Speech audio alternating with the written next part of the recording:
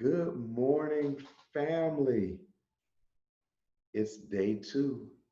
Man, I know yesterday started off rocky, but we made it through and now we're in day two. So before we even address yesterday, let's go ahead and get started with the pledge.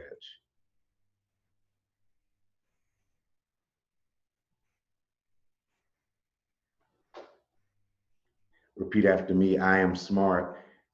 I am gifted. I am a learner. I am a scholar. I am preparing now for my future. I am the main ingredient in my success. Every lesson won't be easy. Every concept won't be learned the first time. I may get frustrated, but I won't give up and I won't quit. I will try. I will strive. I will thrive. I will achieve. I will succeed. For I am an example of excellence. Clap one time. All right. Listen, I know yesterday was bananas, and I want to take responsibility for my part. I had an inability to properly read the schedule.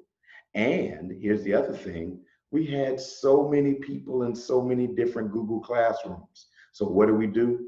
Yesterday evening, Ms. Wheeler Norman, Mrs. Fry, and myself, we went through and we assigned you to your correct Google Classroom and we posted the schedule so that you can know where to go. So if you're watching this first thing in the morning, this is my homeroom. So you should be in my homeroom, which means you're on my roll for homeroom, which also means you should be in my homeroom Google Classroom. Let me show you what I mean.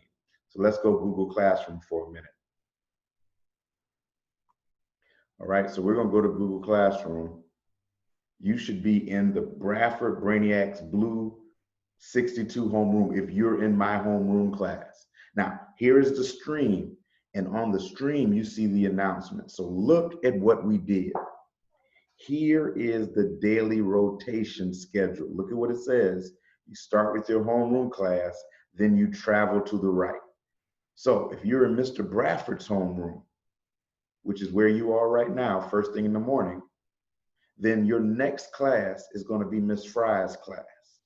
So after you leave my class at 10:30, you would go to Miss Fry's class. After you leave Miss Fry's class, you go to lunch, and then you'd leave lunch and go to Miss Norman's class at 1:30. And then after that, you'll go to your specials, right? So let's say you're watching this at 10:30. At 10:30, that means you're in Miss Norman's homeroom, which means you would go from Miss Norman's homeroom, that would be the first rotation. Your 10:30 rotation will be my class, and then you would go to lunch, and then you go to Miss Fry's class at 1 o'clock. Let's say you're watching this at 1 o'clock.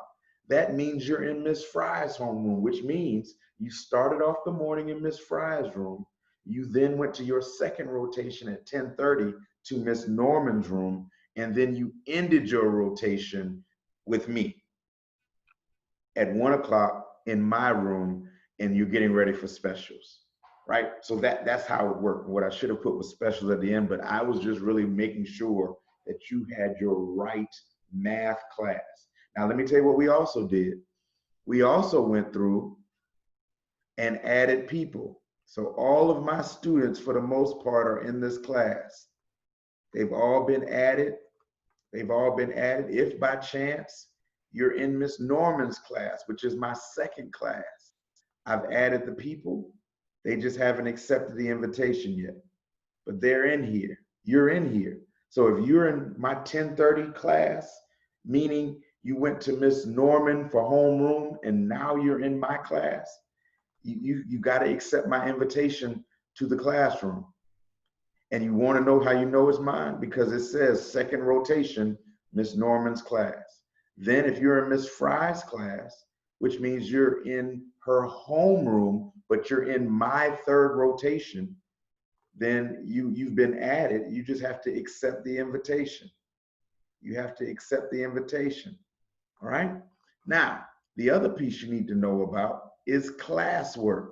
So the classwork tab is how you're going to see your work. So in the classwork tab, right now you have yesterday's video, you have your assignment, the 3-read protocol, and you have your assignment, the classroom introduction. All of those assignments should be in by Thursday. I don't have a date on them, but I'm telling you now, they need to be in by Thursday or Friday. I'll give you till Friday, right? So the classroom introduction, we went over that yesterday. That's simply filling out the slide. The 3-read protocol, that's simply going through and reviewing what you did for 3-read protocol. Now, there'll be an assignment today. It's going to post today, and it is dealing with your understanding of your math standards, and it's going to be your mathematical practices. So that's going to be coming out today, and you'll have until Thursday to get that done. So I kind of wanted just to really make sure you remember what our rules are, right? So the rules are, now that you know your schedule, that you get to class on time. So the classroom link will post in your classroom at the time your class begins. So at 9 o'clock, 8:50 to 9 o'clock for my homeroom, at about 10:30 for the second rotation, and about 1 o'clock for the third rotation. You will go to that Zoom link. You will watch the video as orchestrated by the facilitator. Remember that there'll probably be a sub in the class, so you better be on your best behavior. Remember the norms. You must have your camera on. You must be on time. You must keep your computer on mute. You must be dressed appropriately. And you must be able to engage in conversation when the questions have been asked. But again, this is necessary. Your behavior and your participation is a necessary component to your attendance. Now, again, yesterday was bananas. And a lot of that had to do with just not knowing where to go. So I'm hoping that this schedule will help you understand. Now, what's not on here are your specials, but you'll get more information about your specials closer to the end of the day. But again, I really appreciate the hard work. I really appreciate the communication. We will be adding you to our Remind. I know we had Class Dojo, but we have decided as a grade level to go with the Remind app. So we will be adding you to our Remind app by the end of the week. So you will be getting announcements and be able to communicate with us. Again, email works great, and many of you used email yesterday, and it worked great. I really appreciate your flexibility. I really appreciate your patience. I know that attendance is so necessary to be kept every day, and we understand that yesterday there were glitches all over the district. In fact, all over the DMV. If you watched the news last night, you saw that there were glitches in the technology all over. And it was the first day. So with the first day comes better days ahead. So before we go forward, I want to look real quickly at the 3-read protocol, because many people said they had a couple problems with it. So I want you to look at the 3-read protocol. Now, if you remember, the 3-read protocol requires that the first thing you do is you read the problem to yourself. So you read the problem.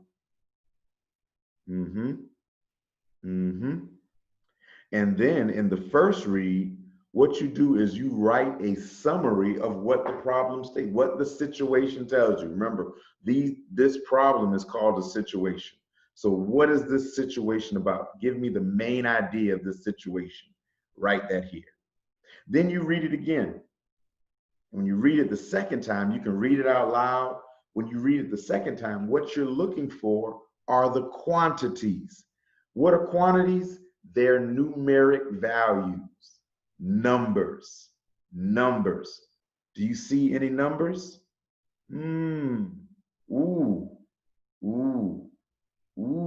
See some numbers. And you write those numbers down. Wow. Write the numbers down. Then you read it a third time. And the third time you read it, what you're looking for are the possible mathematical questions that you could ask about this situation. What are some questions I might ask?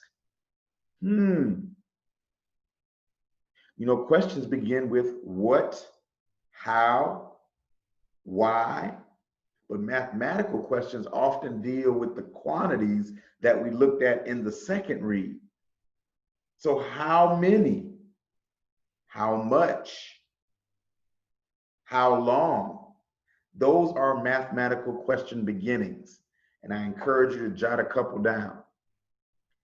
Then we get to the second page. Now, the second page provided some tricky, but it requires some, it provided some tricky thinking, but it requires really some more critical thinking.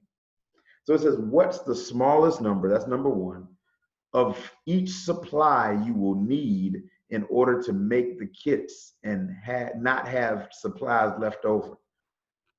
So 12 packages of colored pencils in a box, 4 glue sticks in this box, 30 rulers in this box.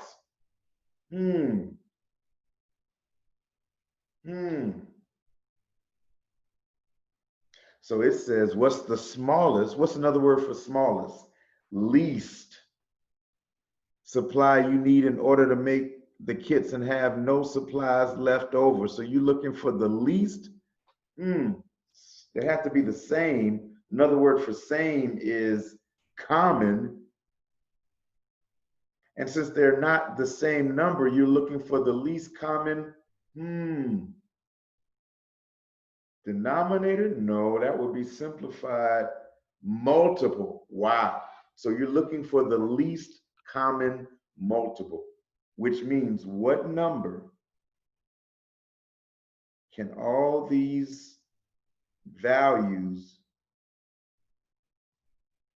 what number are all these values a factor of?